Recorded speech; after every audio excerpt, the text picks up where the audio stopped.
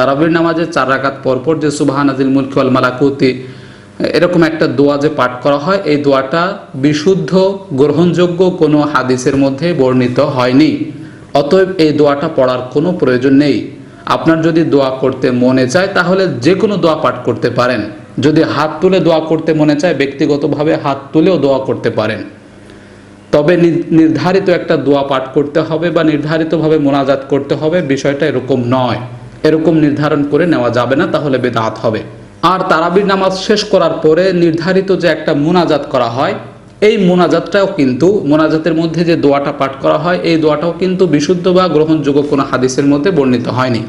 তারাবির নামাজ শেষ করার পরে মোনাজাত ধরে এই দোয়াটা পাঠ করতে হবে, বিশুদ্ধ বা গ্রহণযোগ্য কোনো হাদিসের মধ্যে এটা বর্ণিত হয়নি।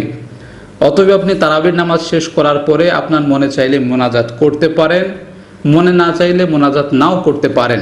তারাবির নামাজের পরে নির্ধারিত মোনাজাত আছে এরকমটা মনে করা যাবে না। অতএব আমরা চাইলে যে কোনো দোয়া পাঠ করতে পারি, নিজের ভাষায় আল্লাহর কাছে দোয়া করতে পারি, তাতে কোনো নিষেধাজ্ঞা নেই। মোনাজাত করতে পারি ব্যক্তিগতভাবে, নিষেধাজ্ঞা নেই। তবে নির্ধারিত একটা দোয়া দিয়ে মোনাজাত করতে হবে, তারাবির নামাজের মোনাজাত হিসেবে বলে দেব, এটার কোনো অধিকার আমাদের নেই।